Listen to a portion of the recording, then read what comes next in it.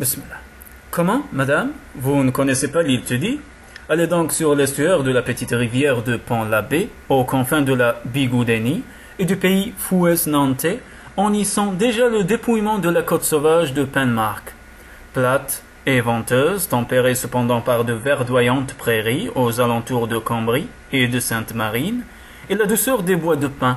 Vous êtes à l'île Tudy, simple village de pêcheurs, il n'y a pas si longtemps jusque-là, fin de la Seconde Guerre mondiale, ce qui effectivement reste bien proche de nous, du moins des gens d'un certain âge qui ont connu cette époque.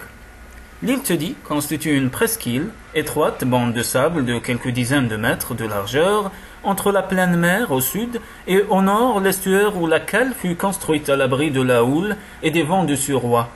Le village se tient là, sur les rochers bas de la pointe, entouré de digues de pierre comme de murailles à fleur de sol, à peine élevé au-dessus du niveau supérieur des marais, en vive eau, submergé régulièrement en grandes marées d'équinoxe pour peu que le vent y soit favorable. Périmètre restreint, cerné par l'eau que l'on aperçoit, toujours à droite, à gauche, où que l'on soit, entre les maisons basses des étroites ruelles. La pêche se meurt à l'île Tudy, qui fut pourtant l'un des premiers ports bigoudins, à la fin du siècle dernier. La crise de la sardine dans les années 1902-1907 a entraîné la fermeture des deux conserveries, nœud de l'activité économique traditionnelle du bourg. Leurs locaux abritent aujourd'hui des colonies de vacances et les petites sardines, sans voix, sans main, sans genoux, comme disait Fourest, ont fait place à des ribambelles de bambins chantant sur le grand route sous leurs babes de toiles multicolores. Le tourisme et la plaisance ont pris la relève. Et la flottille des voiliers mouillés dans la rivière ne cesse d'augmenter. Fort heureusement, un important marnage et l'envasement du chenal limitent les possibilités de mouillage, à moins de considérables travaux d'aménagement, que la commune n'est pas en mesure d'assumer. L'île Tudy ne court pas le risque de se voir transformée en bassin de plaisance et préserve encore cet équilibre de plus en plus précaire qui fait tout son charme.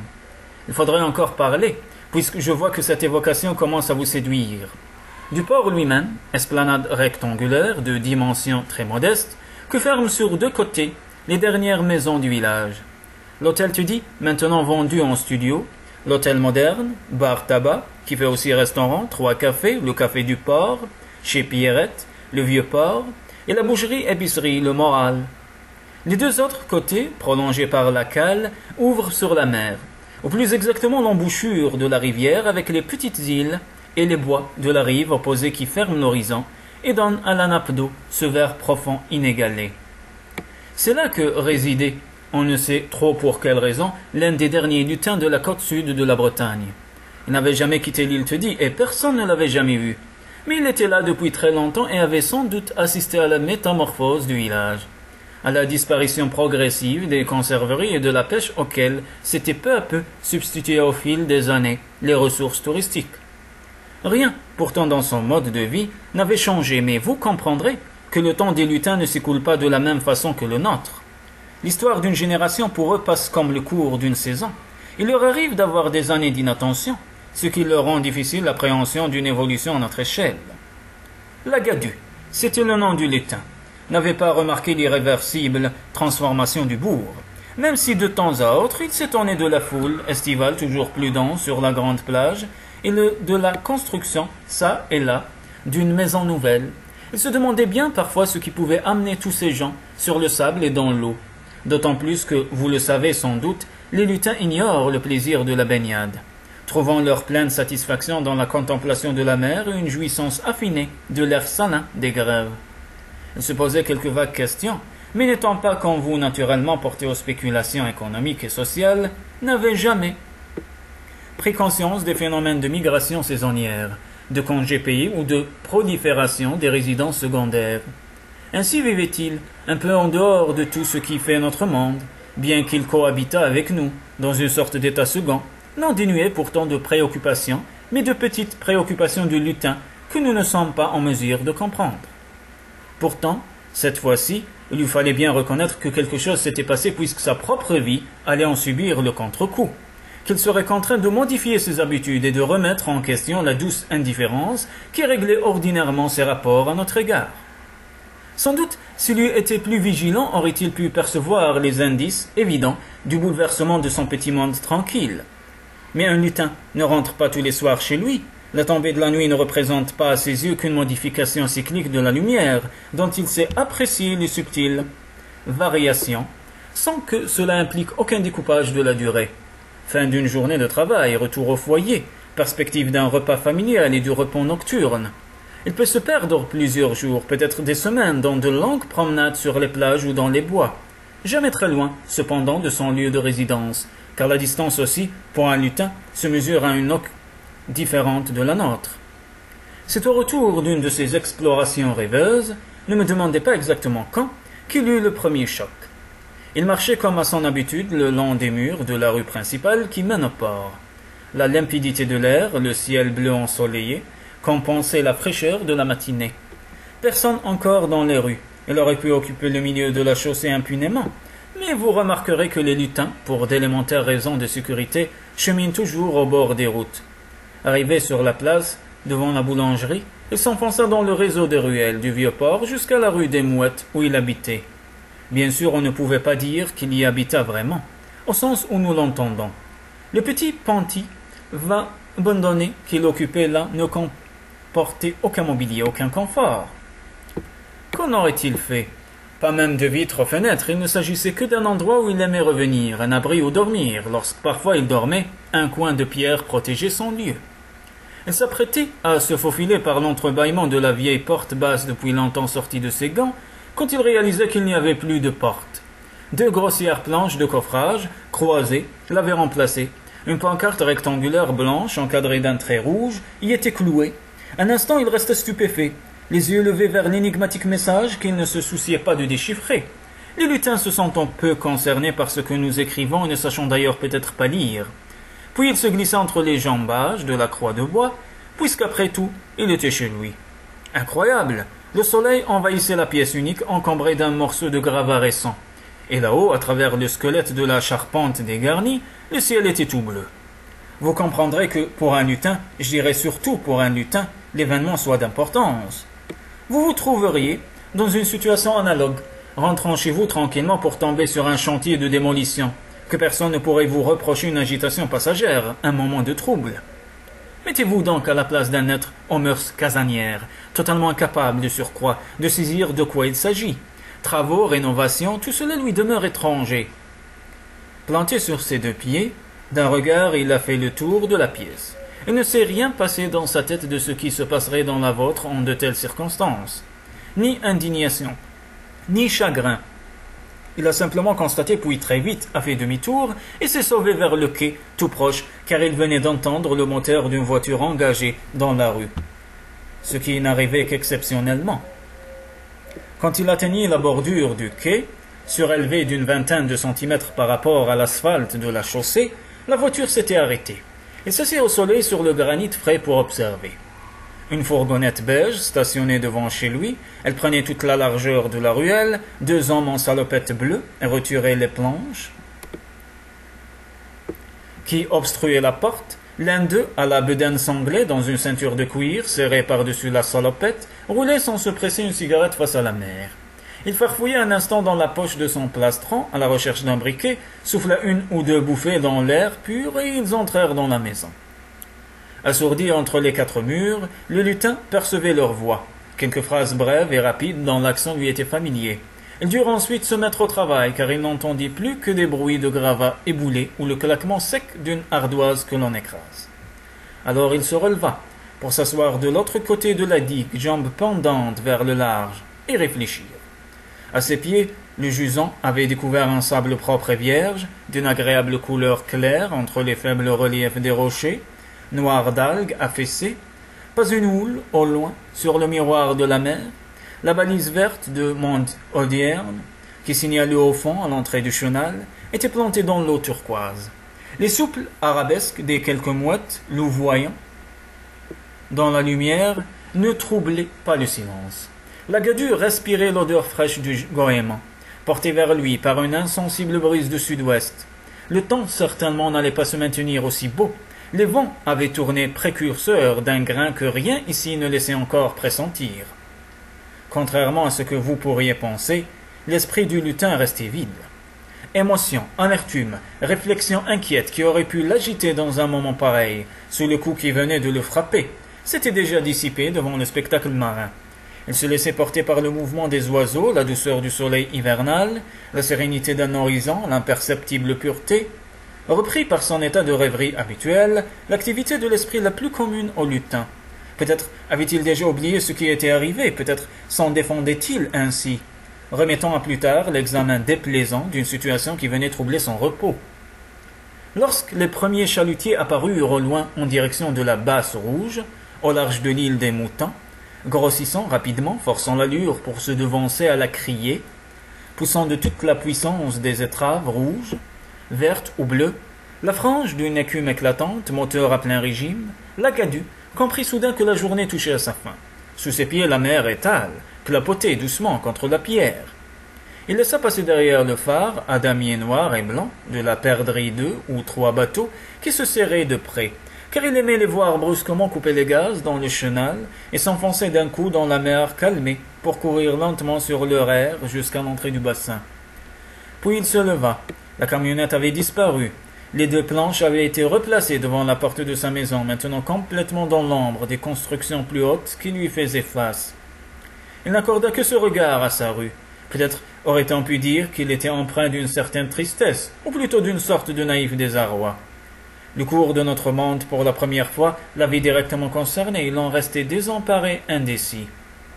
Il se mit à marcher sur le bord du quai de pierre, large pour lui comme une muraille de Chine. Il prenait la direction opposée à celle du port, la direction de la plage, et son attention fut aussitôt accaparée par la splendeur de ce couchant radieux sur l'étendue de la baie. Après avoir inspiré longuement, il prit son allure habituelle de marcheur, tournant la tête d'un côté ou de l'autre, au gré de la promenade, vers les dernières maisons du bourg dont il appréciait l'air parement de fenêtres et l'enduit, rangées de mousse roussâtre vers l'apaisante ondulation du flot et l'espace du large. Sur les fils à linge, tendus tout au long de la digue, à l'emplacement même des pieux de bois réservés jadis au séchage du cangre et des filets, la lessive ondoyait au vent léger du soir. Devant l'église, à sa gauche, grise et trapue, à la manière des chapelles bretonnes, il garda longtemps les yeux fixés sur le petit porche latéral au cintre de granit sculpté, sur le chevet plat comme un simple pignon et percé d'un vitrail gothique démesuré, puis le mur d'enceinte du cimetière qui longeait maintenant lui cachait l'édifice entièrement. Un sentiment qu'il ne connaissait pas prenait forme en lui, intuition que son esprit paresseux ne cherchait pas à définir, mais suffisamment vive pour qu'il se sentît confusément lié à cette modeste église, à son clocher vieilli, aux hommes et aux femmes qui autrefois avaient trouvé là le réconfort et la sécurité d'un monde aux valeurs immuables. Mais il arrivait déjà au bout de la digue, un endroit où il fallait descendre sur le sable pour continuer à suivre la côte, car on avait construit ici les maisons jusqu'à la limite de la plage. Il s'engagea donc dans l'escalier de pierre étroit aménagé dans l'épaisseur du mur, avec l'impression d'abandonner la civilisation. Église, construction, chaussée goudronnée, pour la simple et grandiose évidence de la mer. Le crissement moelleux du sable sec l'accueillit lorsqu'il eut quitté le dernier degré de granit, et le rythme de sa marche en fut modifié. La qualité fuyante de ce sol requérait une détermination plus grande, et chaque pas devenait une sorte d'acte volontaire, d'effort répété, source d'exaltation nouvelle et de liberté. Il suivait le bord de l'eau, un faible ressac contribuait à la fraîche tranquillité vespérale, la limpidité sur le sable blanc, de vaguelettes minuscules rejetées dans un au-delà du monde les soucis de la matinée. Dans un état de fascination, proche de l'hypnose, le lutin ne voyait plus que ce mouvement régulier. La distance parcourue, le temps s'évanouissait, et lorsqu'il releva la tête, il fut surpris de se retrouver ainsi instantanément à l'autre bout de la grande plage. Quelques villas s'alignaient encore sur la dune à sa gauche, mais devant lui l'immense courbe du Tevan s'inclinait entre une dune plus haute et l'évidence horizontale de la mer. Il avançait toujours, les yeux levés, maintenant sur la pointe boisée de Sainte-Marine, qui s'assombrissait au loin. Quelque part, à mi-chemin à peu près de la pointe, il prit une direction perpendiculaire à la plage et gravit la dune. De là-haut, lorsqu'il se retourna, la surface grise de la mer, que la lune levait dans un ciel encore clair, argenté déjà, paraissait remonter vers l'horizon. De l'autre côté, au moment où il redescendait vers la campagne et l'ombre noire des bois de pin, on aurait pu dire que la nuit était tombée.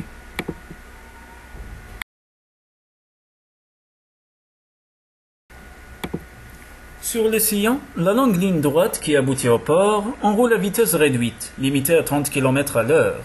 Sur les bas-côtés sablonneux, quelques estivants matinaux, shorts de toile ou robes légères, grotesques d'une carcasse poilue sur un de ces vélos pliants minuscules, ramènent les baguettes fraîches du petit déjeuner. L'île te dit s'éveille, c'est l'été. Quelque part à la hauteur du bar du stade, libre-service et dépôt de pain. Près de la boucherie reconvertie depuis peu en traiteur snack, avec sa terrasse de parasol aux côtés rouges et bleus, vous pourriez deviner l'imperceptible présence du lutin Lagadu, cheminant dans la poussière. Il n'aime pas cette route, trop fréquentée et dangereuse dans la journée, mais tôt le matin, elle reste supportable à condition d'être tant soit peu vigilant. On a des bicyclettes circulant même sur les accotements, et les voitures, dans l'insouciance de conducteurs du long dimanche des vacances, s'arrêtent parfois sans clignotant, moteur au ralenti et portière ouverte, pour une simple plaquette de beurre ou une douzaine de crêpes. Comment? Vous ne voyez rien. Il est vrai que j'aurais dû vous prévenir. La plupart des gens ne voient pas les lutins. D'ailleurs, on ne les voit pas réellement. Sinon, à quoi bon raconter cette histoire dont chacun aurait pu faire directement l'expérience? Mais je le sens, moi. Me précédant de quelques mètres à peine de son petit pas pressé, allure qu'il adopte dans cet environnement hostile, sur cette route déjà trop passante aux multiples dangers, bordée de villas et de terrains de camping à la population étrangère, le voici qui longe maintenant l'immense mur blanchi de l'ancienne conserverie pour déboucher, place des déportés, devant le bar crêperie, chez Marie. Une croix de granit gris marque ici une limite, au-delà resserrée sur la pointe de la presqu'île. Le village, dont la structure d'ensemble n'a guère subi de modifications depuis le début du siècle. En deçà, le monde du loisir prolifère depuis les années 50 sur l'isthme sablonneux reliant l'île à la terre. Malgré son indifférence aux choses de notre temps, le lutin ressent de plus en plus fortement cette partition de son territoire et ne franchit jamais la frontière de la croix grise sans l'obscure impression de se retrouver enfin chez lui et d'y mieux respirer. La route se scinde de chaque côté de la crêperie qui occupe le centre d'une sorte de patte d'oie. À droite, elle prend le nom de rue principale et vous arrivez directement au port. À gauche, c'est la rue des Écoles. Mais oui, madame, comme à Paris, qui conduit à l'église. Par la droite, il parviendra plus vite à la cale et surtout pourra profiter de chacun des étroits défilés entre les maisons. Ces passages de la mer Rouge à lui, échappées lumineuses sur l'embouchure verdoyante et les bateaux au mouillage que balance maintenant légèrement la marée haute, presque étale. Négligeant les risques d'une circulation plus dense, il choisit cette solution. Son itinéraire habituel, en dehors de la saison d'ailleurs, il ne voit pas pourquoi cette fois-ci il changerait ses habitudes. Il continue donc de suivre le mur blanc, le rasant au plus près, prudemment. Par un brusque crochet, il évite toutefois l'entrée de chez Ryu, le café de la plage. Grande bâtisse à la façade délavée et au toit plat exceptionnel, en nos-régions, sorte de fronton droit à l'aspect méridional, avec son inscription désuète en grosses lettres bleu pâle, grande salle de consommation, vue sur la mer. Il se méfie du seuil de ce dancing, un bien gros mot, diriez-vous, si la curiosité vous prenait de jeter un coup d'œil à l'intérieur. Rendez-vous de la jeunesse du pays et dans la porte toujours ouverte déverse en permanence, au dehors un volume inquiétant de bizarres gargouilles électroniques. À partir d'ici, la chaussée se rétrécit, plus de bas-côtés, pas de trottoirs. Il n'y en a pas à l'île, te dis, sauf dans quelques lotissements récents. Le plus sûr est de marcher derrière la rangée des voitures en stationnement serrées contre les murs des jardinets et des maisons. Gorge exiguë, peu agréable, tout juste suffisante au passage d'un lutin, mais qui offre la sécurité absolue d'un rempart d'acier automobile. De toute façon, cette voie, quelque peu humiliante pour qui devrait ici se promener la tête haute comme chez soi, où l'on suspecte d'occasionnels relents d'urine mêlés aux effluves de l'arrière-port, qu'il faut parfois disputer à divers chiens trottinant là tout à leur aise. Cette voie ne devrait constituer que le dernier terme d'un circuit dont on ne perçoit plus le désagrément, tant le but paraît proche, quelques centaines de mètres plus loin. La rue s'élargit à nouveau. pour former devant la boulangerie une petite place triangulaire, seconde étape marquante, après la croix de granit, d'un parcours secret dont l'aboutissement serait l'esplanade du port. Mais là, le lutin tourne à gauche, vers la rue des Mouettes, que vous appelleriez tout juste une venelle. Point de départ, plusieurs mois auparavant, du périple qui le ramène chez lui, près de sa maison. Cela vous étonne de le voir chercher cet asile dont il semblait à jamais exclu, et qu'il a si longtemps abandonné à ses nouveaux occupants sans paraître davantage s'en soucier? Vous oubliez le tempérament casanier et l'indolence naturelle des lutins, qui répugnent à remettre en cause les habitudes saisonnières, creusées en eux profondément par les années, comme la mer peu à peu façonne le dessin d'une grève. Et puis le voici dans sa rue. Tout au fond, la ligne bleue qui s'unit au ciel dans une brume matinale lointaine, c'est la mer. Elle semble, par ses marées à fort coefficient, de la fin août, s'élever à l'horizon bien au-dessus du niveau des quais. Le lutin ralentit le pas, peut-être sous l'effet de quelques appréhensions à l'idée de ce qu'il va trouver, plus vraisemblablement rendu au rythme ordinaire de son insouciante euphorie par la tranquillité de cette ruelle transversale, déserte et ensoleillée, bouffée d'air pur après les encombrements de la rue principale. On dirait maintenant qu'il flâne. Il a pris le milieu de l'étroite chaussée à peine asphaltée. Les maisons basses de pêcheurs aux petites ouvertures intimes, plus vivantes que les grandes fenêtres sans vergogne de nos habitations récentes, l'accueillent avec une complicité discrète. Chaque modeste croisée fait chanter pour lui son vert ou son bleu, la couleur même des chalutiers qui le répandent là-bas sur l'eau. Vous penseriez qu'il a une fois de plus totalement oublié ce qui le ramène en ces lieux. Si du moins une motivation précise peut amener quelque part un lutin. Il approche cependant de sa maison, comporté par le réseau infirme des mystérieux courants de sa rue.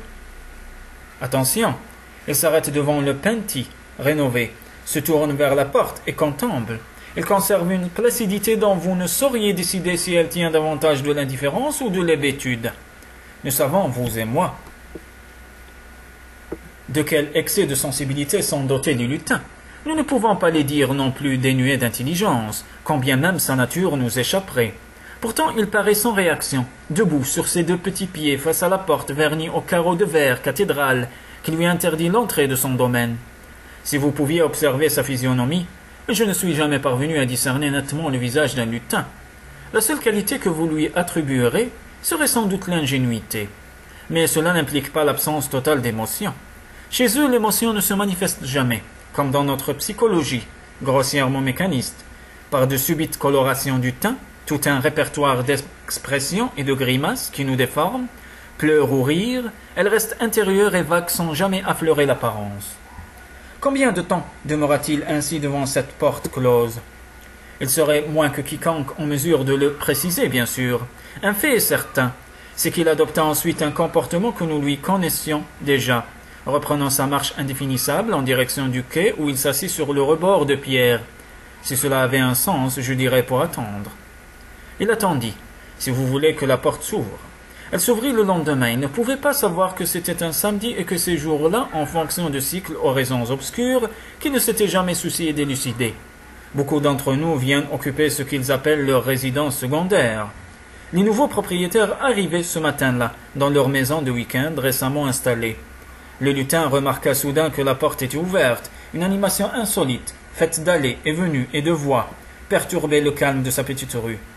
Des gens tout à fait semblables aux estivants qu'il avait rencontrés sur la route, transportaient chez lui le carton et les sacs entassés dans une voiture obstruant toute la rue.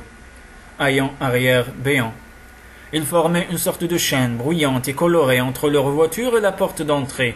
Deux enfants s'agitaient aussi, les bras encombrés de menus objets, sur les directives de leurs parents chargés des colis les plus lourds.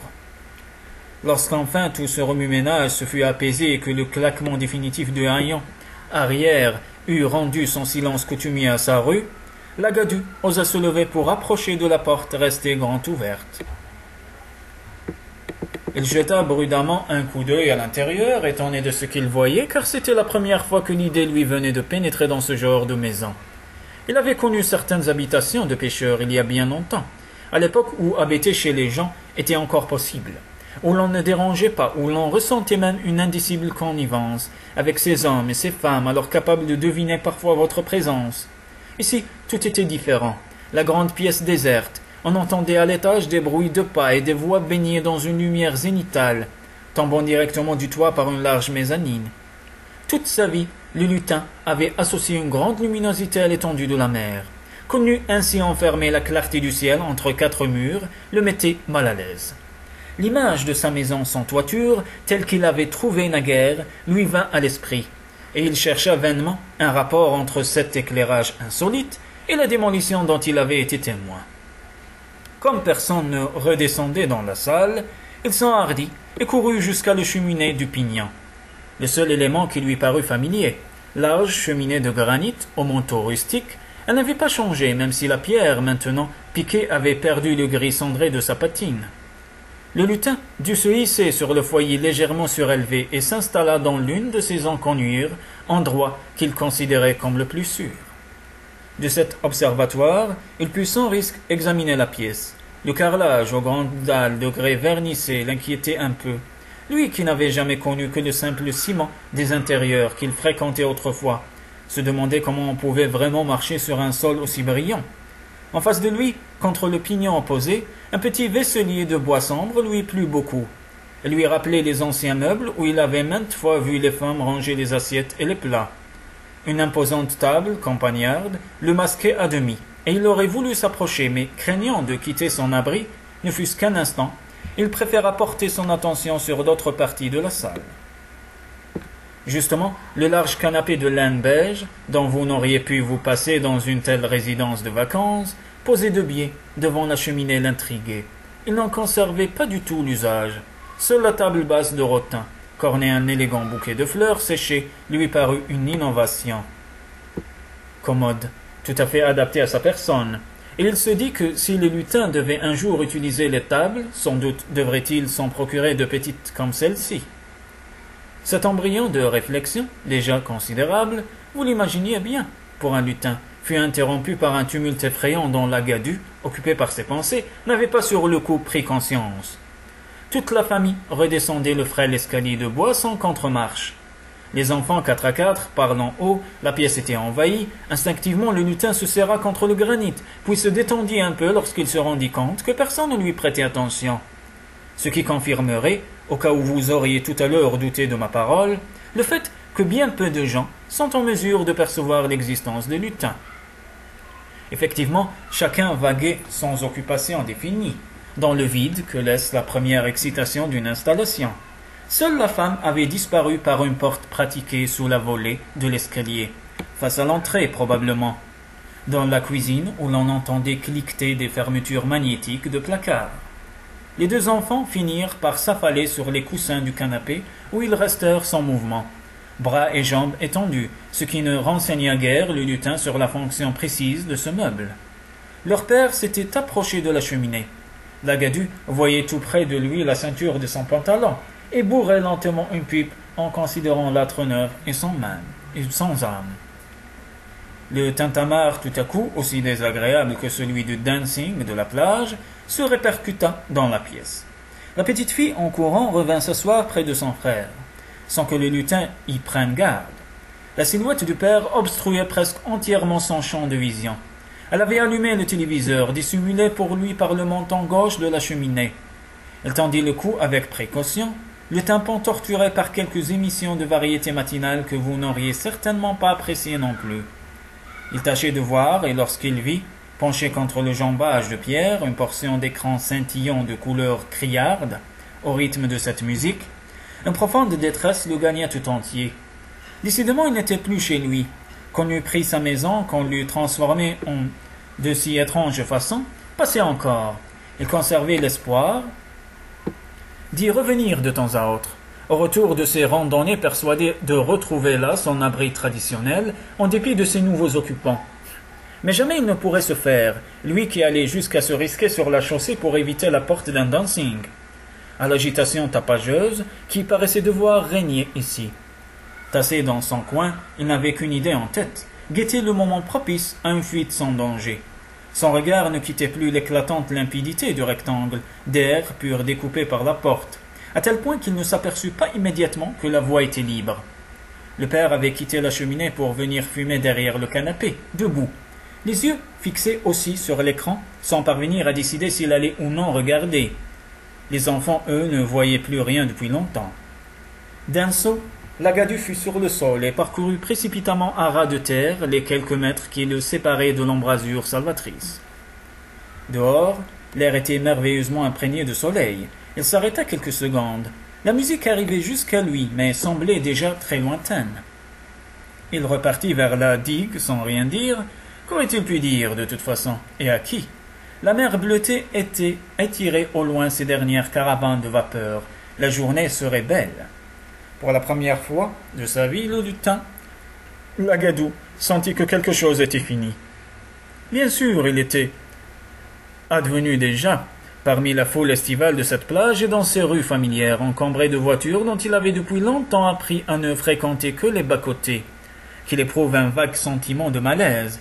Il ne s'en était pas inquiété davantage. Les périodes de ces longues randonnées lui avaient permis de retrouver l'île Teddy, hors saison, telle qu'il avait toujours connue, ou presque, du moins de ne jamais prendre conscience réellement de ce qu'avait d'incongru désormais sa présence en ces lieux. Il comprit qu'il était devenu le dernier lutin de l'île Teddy et qu'il y avait des raisons à cela, même s'il avait préféré ne pas s'en préoccuper. Jusqu'alors, sans qu'il y eût pris garde, le mode de vie particulier au lutin rendait la chose possible. Ses compagnons avaient peu à peu disparu. Solitaire depuis des années, Lagadu eut pour la première fois l'impression qu'il était vraiment seul. Sans se laisser distraire par le spectacle de la mer, il se mit à marcher sur la digue vers le port, des petits pas rapides et décidés, comme si, rompant avec sa traditionnelle indolence, une irrévocable résolution avait pris forme en lui et le poussait vers un destin qu'il ignorait encore. Il marchait comme Hugo vers la tombe de sa fille, si vous voulez bien m'accorder ce rapprochement pour le moins saugrenu, sans rien voir au dehors. Et vous connaissez maintenant suffisamment les lutins pour juger du caractère vraiment extraordinaire d'un tel comportement. Bien que par nature aussi léger qu'il soit possible de l'être, il sentait, en marchant, se répercuter dans tout son corps l'ébranlement de chacun de ses pas. Ne m'interrompez pas, s'il vous plaît, par vos questions incongrues. Non, je ne me suis jamais inquiété de savoir quel genre de chaussures pouvaient porter les lutins. Il marcha donc jusqu'à la pointe de la presqu'île, où la digue se rétrécit pour n'être plus qu'un mur épais ceinturant de ce côté les ultimes maisons du bourg. Il grimpa comme il put sur ce mur bas. Le grain rugueux de la pierre sous ses doigts lui rendit un bonheur éphémère. Personne, le matin, n'empruntait ce passage privilégié qui permet de rejoindre le port, pour ainsi dire, par la mer et révèle, à qui sait l'apprécier, tout le charme secret de l'île. Il pouvait avancer en toute tranquillité, c'est là qu'une fois de plus, il s'assit pour regarder la marée descendre dans le chenal et les bateaux de pêche. En face, s'échouait doucement sur la petite plage de Loch Teddy, près de la cale, couché au ras de l'eau sur le flanc, pareil à de gros poissons ventrus. La marée fut tout à fait basse et le flot remonta, puis redescendit de nouveau. Assis sur son mur, le lutin contemplait le scintillement silencieux des feux du large. La nappe dure de la mer, écrasée de lune, bruissait faiblement dans la nuit. Tout près, au-dessus de lui, l'éclat vert intermittent de la perdrix berçait sa rêverie solitaire. Très tôt, à l'aube, il repartit vers le port. Encore partagé entre la lumière et l'ombre, un ciel crépusculaire glissait insensiblement vers l'ouest pour laisser place au jour. Lorsqu'il déboucha, quelques minutes plus tard, sur l'esplanade déserte, les bateaux immobiles sur l'eau grise et sans rides étaient tous parfaitement distincts. Affleurée de part et d'autre par la mer, la cale l'invitait sur cette moire dépourvue de reflets. Bien que sans issue, comme il convient à une cale, elle semblait offrir un chemin vers la limpidité d'espaces libres et neufs. Lagadu s'y engagea sans hésitation d'un pas rapide qu'il avait adopté depuis la veille. Il en atteignit presque aussitôt l'extrémité, marquée par une simple rambarde de fer, et s'arrêta un peu pris au dépourvu dans son élan. On ne pouvait aller plus loin. La jetée se terminait là, rectangulaire et sans mystère, entourée d'eau. Il était au bout. Pourtant, ce n'était pas la première fois qu'il se trouvait ici. Cette cale lui était aussi familière, sinon plus, que tout le reste de la presqu'île. Jamais, cependant, il n'avait, comme aujourd'hui, ressenti la frustration d'être au bout de quelque chose qu'il avait confusément cherché. Vous allez m'objecter, je le sais, que ce genre de réflexion dépasse de beaucoup les capacités ordinaires des lutins, telles que je vous les ai présentées jusqu'alors. Et vous n'aurez pas tort. Le petit être insouciant qui parcourait les plages et les bois ne le fera plus désormais dans la même innocence. Appuyé à la barre inférieure du garde-corps, qu'avaient lustré des innombrables chaussures des promeneurs s'en servant comme de repose-pieds lorsqu'ils venaient s'accouder là, entre deux chandeliers rangés de cette rouille épaisse particulière à l'air salin, le lutin resta un long moment regarder le jour se lever sur le port. De tendres marbrures rosées vers l'est étaient apparues dans le gris lumineux du ciel, harmonieusement reflétées par le calme inverse de l'eau. Puis il se retourna, la courte perspective de la cale aboutissait à l'esplanade sans vie, dans une clarté blanchâtre. Tendu sur son anneau de fer, presque à ses pieds, un grossier bout de chanvre, torsadé, retenait le large poupe du Catelbras, l'un des derniers chalutiers encore fidèles à l'île Teddy. Énorme muraille, bleu roi, sur le bord des bleus ciels sur le plat bord, avec un mince liseré rouge. Elle dominait la cale de son bois lourd aux indurations de vieilles carapaces marines. Comme allait lui aussi par cette haussière diagonale, la Gadue s'approcha tout près de la coque. Elle masquait complètement les maisons de l'arrière-port et l'église, un intervalle de 20 centimètres à peine entre le bateau et le quai.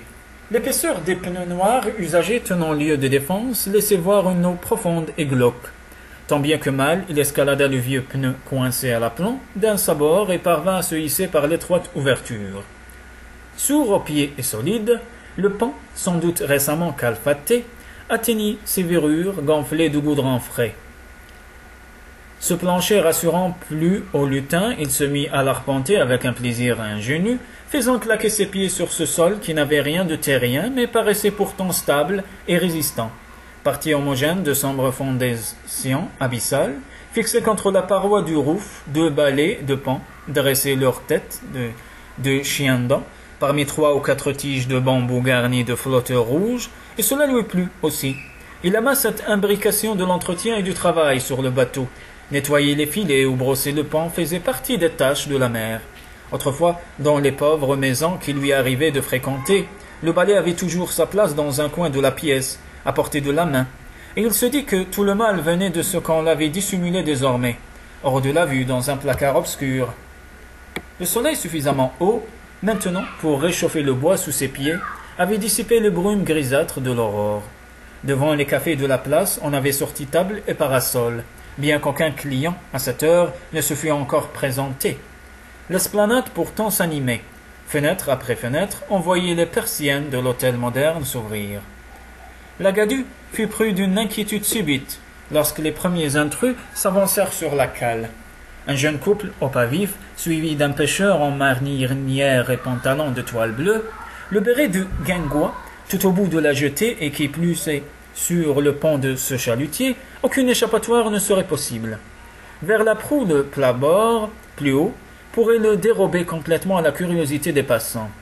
Il y court, derrière la descente du poste avant, petite guérite à mi-hauteur d'homme, il trouva un abri parmi les glaines de cordage entassées là où il se fit un trou précaire et il attendit.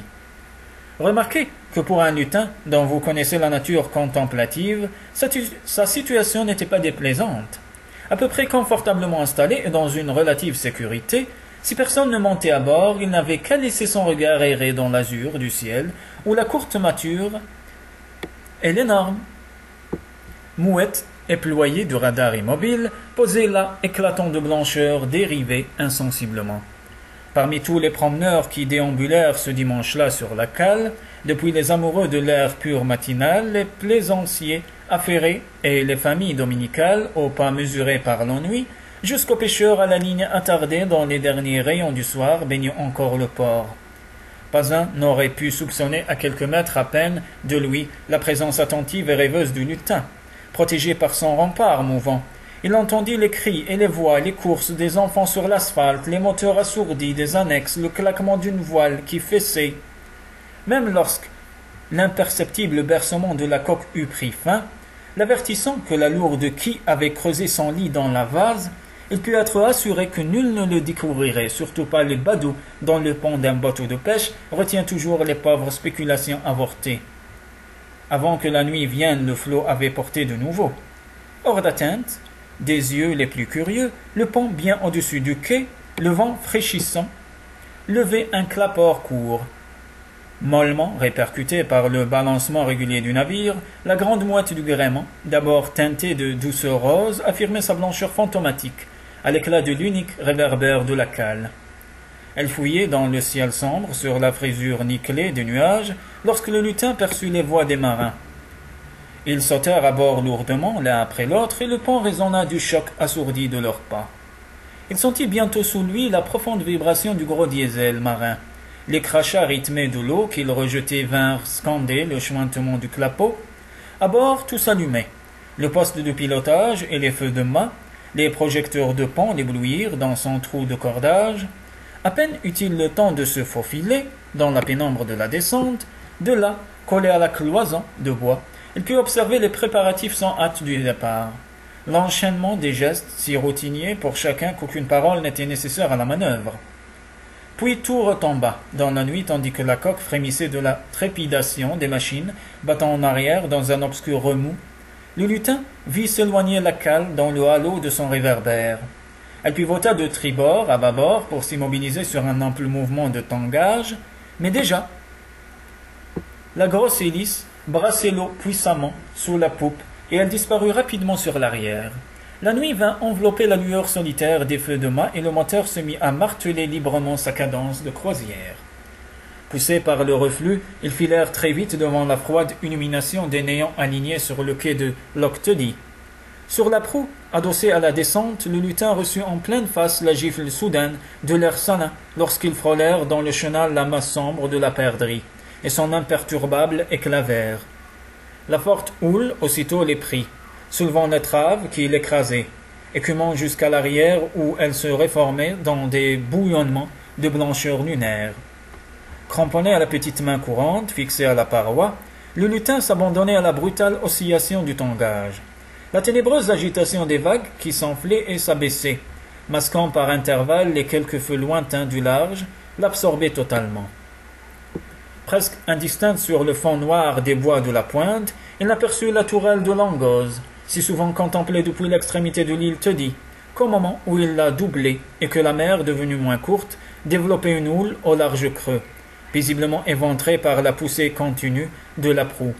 Il venait de sortir du chenal. Le lutin osa lâcher la main courante pour prendre une profonde inspiration de vent frais et savourer la réconciliation du ciel et de l'océan, parfaitement accordée désormais dans une même palpitation nocturne. Tout petit sur l'avant, la Gadu ne se dit même pas qu'il partait. Il ne ressentit aucune de ces déchirantes nostalgies qui souvent nous traversent lorsque s'éloigne à jamais le clocher minuscule d'une côte familière.